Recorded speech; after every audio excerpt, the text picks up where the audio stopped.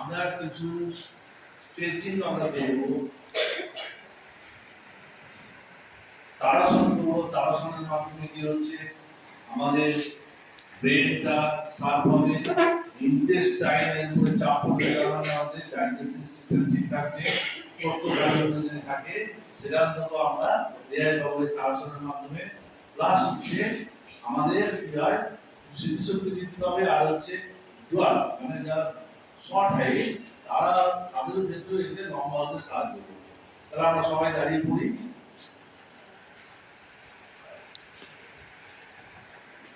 মাথার উপরে হাত ক্রস করে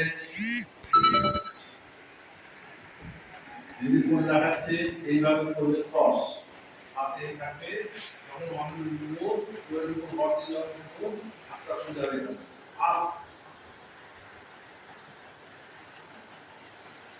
ডাউন,